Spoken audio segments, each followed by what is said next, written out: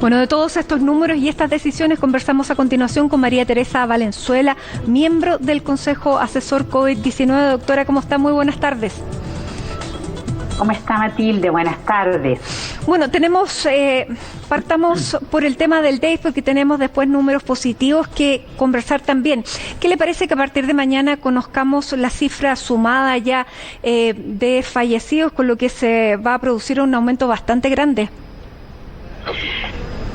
Me parece muy bien, porque acá lo más importante es que conozcamos los datos así, con la mayor precisión posible. Entonces, por lo tanto, sabemos que en el DEIS se concentran los expertos en cómo realmente concentrar la información que proviene de dos fuentes diferentes o de tres fuentes diferentes en una sola fuente, o sea, en un solo análisis, donde en forma muy estricta, científica y apegada a todo lo que es las recomendaciones internacionales y codificadas de acuerdo a la codificación internacional CIE 10, que es lo que conocemos, vamos a poder llegar a tener información que sea real y que no tengamos esta confusión de casos que se declararon notificados por una parte, que después tienen que analizarlos posteriormente en registro civil, de registro civil pasarlos al Ministerio de Salud. O sea, el camino se hace, pero sin embargo lo importante es que va a haber un punto de expertos en analizar todos los datos de defunciones que es en el DEIS. Eso claramente es muy útil para la información científica, para la ciudadanía también, pero desde el punto de vista político, ¿usted no cree que esta cifra va a impactar negativamente? Bueno, es la cifra real. Con esta cifra incluso pasaríamos a tener más cantidad de fallecidos por millón de habitantes que países que demostraron tener consecuencias gravísimas, como por ejemplo Italia. Bueno, de partida, digamos, pienso que desde el punto de vista político no veo, digamos, cuál puede ser la objeción, porque acá lo que se trata es de transparentar al máximo todos los datos en forma correcta. O sea, en todo momento, digamos, ha habido transparencia de información, pero sin embargo lo importante es que aquí se hace un análisis acabado de la información, donde se analiza no solamente lo que se escribe mediante textos, ya a veces en certificados de defunción, sino que eso se traduce en un análisis profundo por expertos, estadísticos expertos en lo que son la codificación internacional. Doctora, entonces, ¿y usted cree que eso es lo importante? ¿Usted cree que siempre se pudo hacer y que ahora está la decisión política de hacerlo? No creo eso. Yo creo que en realidad, a ver, pensemos que no habíamos vivido esta pandemia nunca. Por lo tanto, ajustar, digamos, la velocidad de información y cómo va pasando de un lado al otro, ¿no es cierto?, cuesta. Piense usted, es bueno que la ciudadanía sepa que nosotros estamos funcionando hoy día con datos de muertes. Si yo quiero saber, por ejemplo, cuántas personas fallecieron por cáncer de hígado, resulta que yo tengo la información del año 2017. Entonces, por lo tanto, tenemos que entender que este proceso toma tiempo.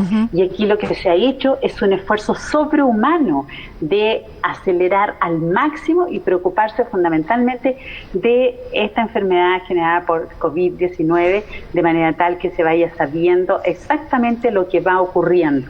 Entonces, por lo tanto, este es un tema técnico, no tiene que ver con que haya distintos puntos de vista desde el punto de vista político, porque creo que frente a esta pandemia que nos ha tocado vivir, acá lo más importante es la unión y que todos contribuyamos a empujar hacia tener la mejor información para la mejor toma de decisiones. Doctora, también el ministro París habló que se iba a comenzar a testear aquí en nuestro país vacunas. Todavía no sabemos si van a ser las 3 de las que él habló o se va a elegir una de ellas. ¿Qué información tiene usted respecto a estas vacunas? Una de ellas es la que se está produciendo en Gran Bretaña, que tiene una de las mejores evaluaciones. Las otras dos vienen de China. ¿Qué información tiene usted respecto a esas vacunas?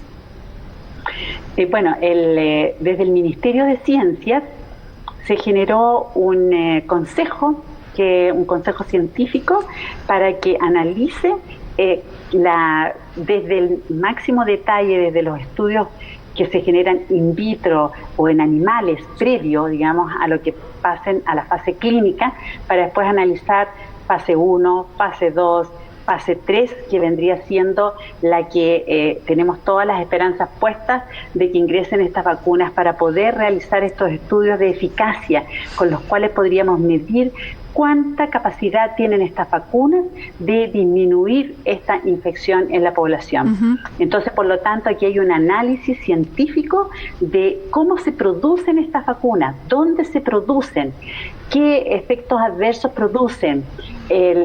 Va pasando, como le digo, de una fase científica a la otra y pasar finalmente a la fase de eficacia. Y de hacer los estudios acá en Chile se harán con la máxima rigurosidad posible, desde el punto de vista de las personas que van a ser vacunadas, a quienes se va a iniciar la vacunación, qué seguridad tiene, qué eficacia tiene y que cumpla con toda la normativa de regulación en Chile y también de todo lo que concierne en la parte ética, que por sobre todas las cosas se busca el beneficio y no dañar. Doctora, respecto a la inmunidad frente a este virus, las personas que se han enfermado, lo que ya se va conociendo, porque ha ido pasando más tiempo, es que esta inmunidad solamente dura a lo más 3 meses y eso también depende de la intensidad con que lo afectó la enfermedad. Por lo tanto, claro, ahí hay un tiempo que es bien reducido. Me imagino que una vacuna contempla o prevé un tiempo de inmunidad mayor. ¿Es posible que la vacuna lleve a más tiempo de inmunidad que solamente haber tenido el virus?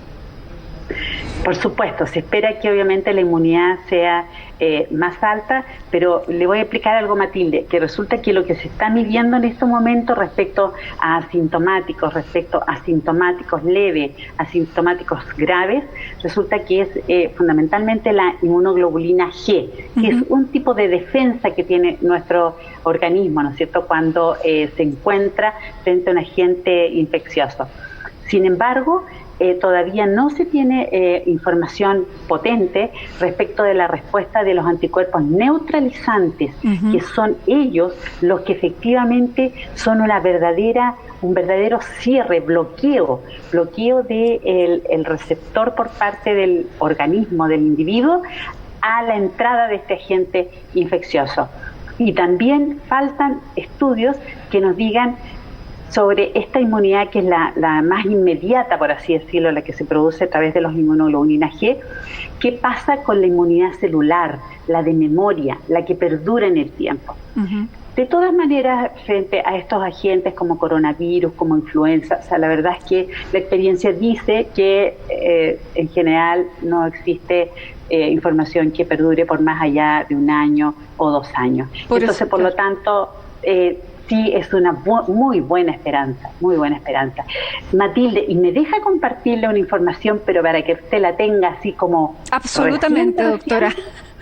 Bueno, resulta que el Ministerio acaba de ya dar a conocer la plataforma de información georreferenciada, donde todos, quien quiera saber, digamos, de la información, de los datos, qué pasa en Arica, qué pasa en Antofagasta, qué pasa en región metropolitana, va a poder saber sobre el número de casos por kilómetro cuadrado del área donde vive. ¿Y dónde encontramos esta plataforma?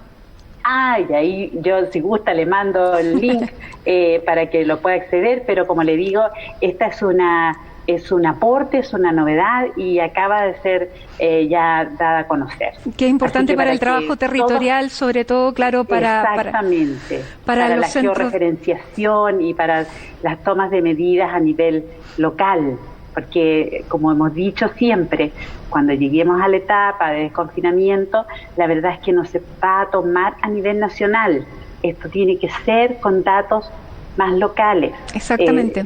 Por ejemplo, en región metropolitana es más difícil, dado que es difícil separar comunas unas de otras. Esa es la pregunta, sí, que tenía que hacerle, porque frente a estos números positivos, el ministro hoy día recordaba que tuvimos un momento hace un mes atrás que teníamos casi 6.000 personas contagiadas, ahora se llegó a 690, y eso también indica que estamos en un proceso de ir tal vez ampliando las libertades de las personas. Pero, dicho esto, usted también decía, no podemos, claro, ir desconfinando tal vez de a poco, si es lo que le entendí.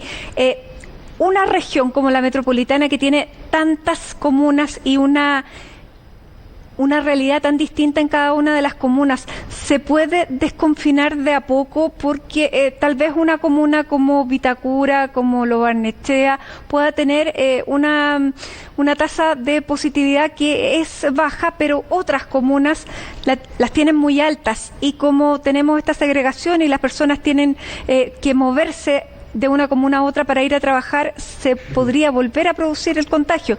¿Qué es lo que sirve para una zona como la región metropolitana, que son tantas realidades distintas en una? Sí, voy a decir más bien el criterio que hemos aplicado dentro del Consejo Asesor, que región metropolitana más bien la vemos como región, porque es difícil hacer como las separaciones entre el área sur, el área suroriente, ¿no es cierto? Es como difícil porque son calles. En cambio, en las otras regiones, obviamente existen provincias, existen separaciones claras. Y, por ejemplo, la séptima región, Curicó está bastante lejano, ¿no es cierto?, de Linares, de Talca. Entonces se nota la diferencia. En cambio, aquí es difícil hacer como las separaciones.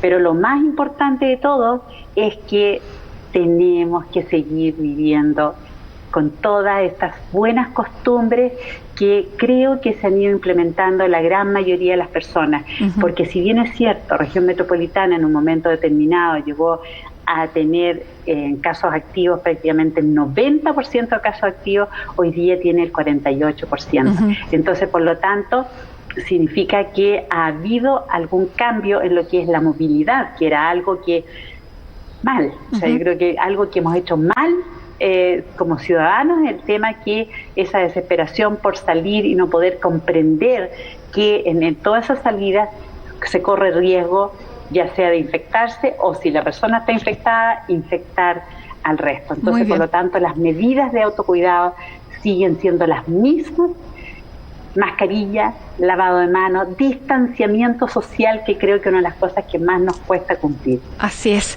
Muy bien, doctora María Teresa Valenzuela, miembro del Consejo Asesor COVID-19, muchísimas gracias por esta conversación con nosotros. Que tenga muy buenas tardes. Gracias, Matilde. Buenas tardes para ustedes. Bueno, ya está.